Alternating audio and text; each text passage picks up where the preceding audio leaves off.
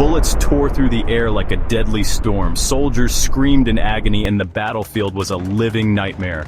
Amid the chaos, a single man defied all odds, running into danger instead of away from it. But here's the twist. He carried no weapon.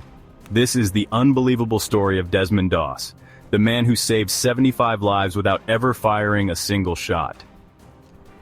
Born in 1919 in Lynchburg, Virginia, Doss grew up in a deeply religious family. His faith as a Seventh-day Adventist shaped his beliefs. He would not carry a weapon or take a life. When World War II erupted, many saw his convictions as weakness, even cowardice. But for Doss, serving his country meant something different. He enlisted as a medic, determined to save lives instead of taking them. At first, his unit didn't see him as a hero. In fact, they ridiculed him.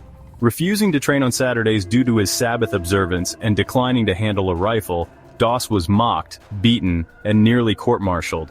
His fellow soldiers labeled him a liability, but Doss held firm to his beliefs, enduring humiliation with quiet strength. He wasn't there to fight, he was there to heal.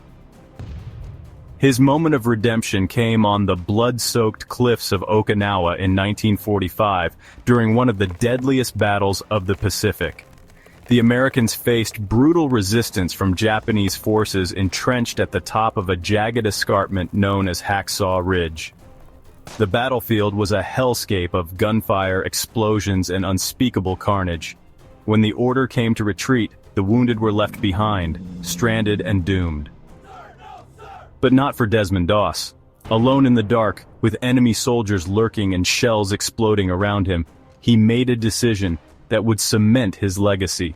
One by one, Doss lowered the wounded down the 400-foot ridge using a rope and his bare hands.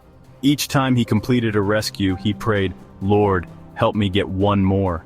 And each time, he climbed back into the inferno.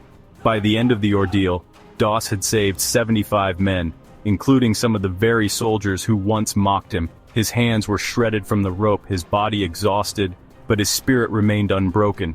For his unparalleled bravery, Desmond Doss became the first conscientious objector to receive the Medal of Honor. President Harry Truman himself placed it around his neck, calling him a symbol of true courage. Desmond Doss passed away in 2006, but his legacy lives on as a reminder of the extraordinary things ordinary people can achieve. His life asks us all a haunting question.